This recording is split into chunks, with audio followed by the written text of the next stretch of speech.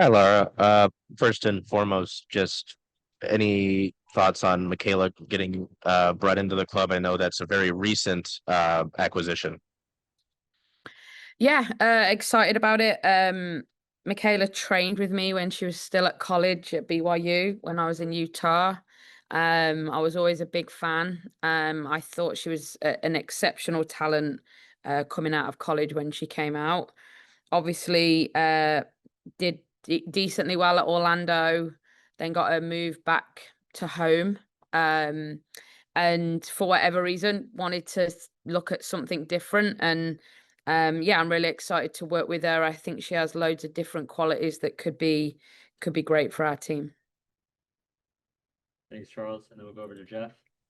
Hey Laura, you've got a nice kind of a direct run in now towards the postseason. There's not a lot of disruption, just weekly matches for the most part. How is that for getting kind of the training and things that you're looking for and that typically like to be able to prepare for? Does that make it a little more straightforward for preparing for each opponent and keeping things present?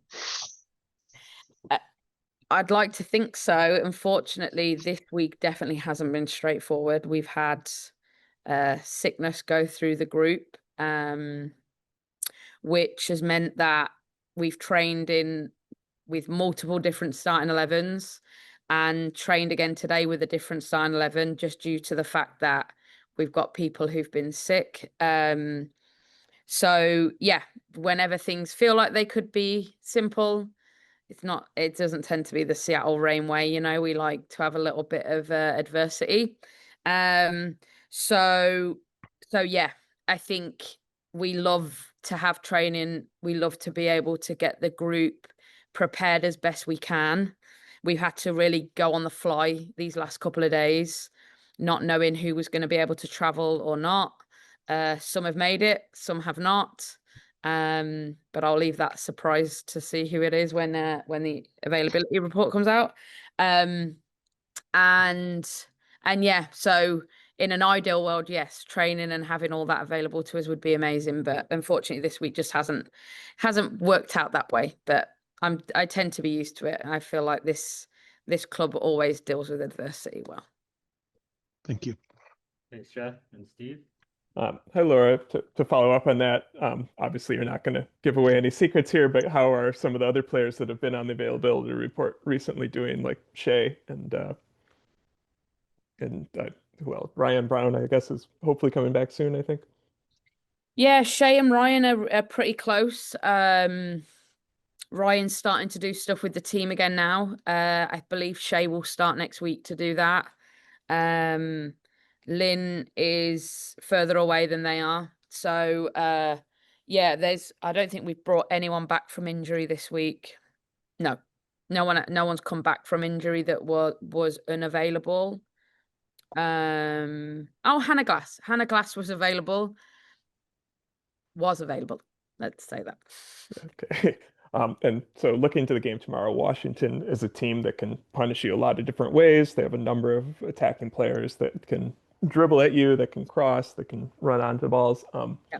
What do you what do you see from them that you feel like is going to be most important to shutting them down and keeping a clean sheet tomorrow?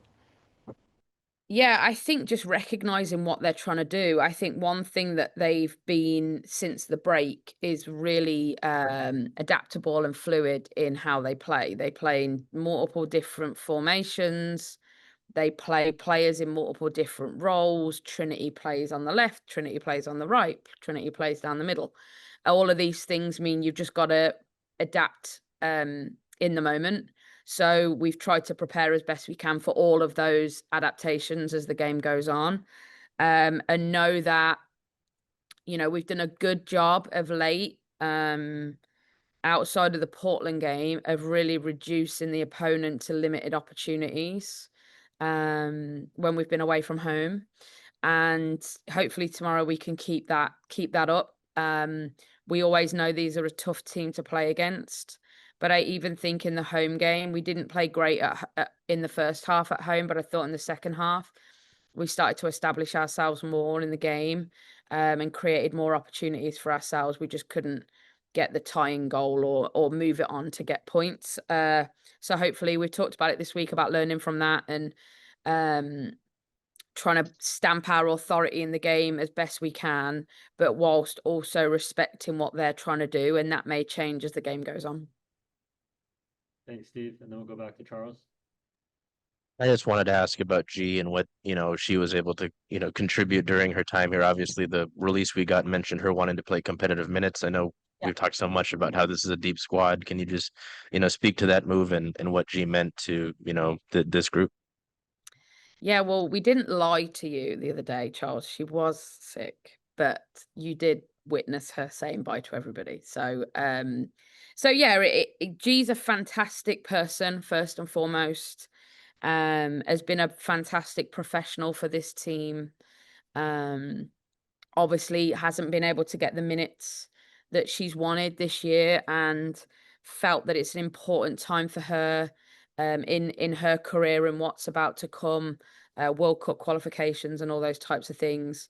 And it was pretty quick, to be honest. It wasn't like something we planned or thought about for long term. It sort of arose, and we obviously spoke to G, and it was something that G was interested in doing, that I think would make her sort of next, however many months it is, 3 or 4 months, a bit more smoother to get some consistent minutes. But we'll always be thankful for G. She, as I said, is a great person, and it was amazing in the locker room.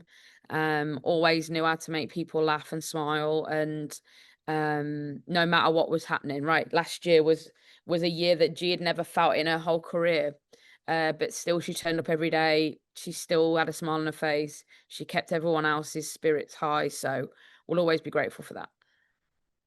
Thanks, Charles. And then Jeff. Laura, as you start the run in now, you're starting now here in September in a position where you're above the playoff line. What are the things that you're really looking at that the team needs to really buckle down on or focus on, or the fans should be looking for coming forward as you start to make a run like that? Because it seems like you've bounced back from last year into a position where the Reign historically been. Honestly, I think for us, it's about learning. We're on a learning journey. Or I just look at this journey this season about we're learning about ourselves. Like, where are we right now? Who are we right now? What jumps can we make quickly? What mistakes are we making that we can learn from and not make again? And look, we've had a tough month. August was tough. Started off great. Then we had a little dip, but I was reminded the other day we've lost 1 game in 8, and so turning around draws into wins is a priority for us. Getting back to being hard to beat, I think we did that in Houston. I think we did that last week against San Diego. But keep that philosophy and be able to make it count on the other end is going to be the difference between us walking into the playoffs and scraping our way into the playoffs. I truly believe we'll make it. We just have to decide how we're gonna go about it. And I'm like setting myself up here. We know how it's gonna go. We love adversity, so prepare for that. But obviously, games like tomorrow are ones on the calendar that you don't really circle as like all points there. But I do believe that just historically, it's not been a place we've had a ton of points historically as a team. But I do believe we've got a really good opportunity to show what we've learned from the last couple of weeks and put it into practice tomorrow. And then obviously get to go back home the following week. So I think just turning draws into wins, consistently staying hard to beat, and finding ways to get points, because that's what matters. 8 games to go, you got to get points. So making sure that that's always at the forefront of our mind is coming away from games with points. Thank you.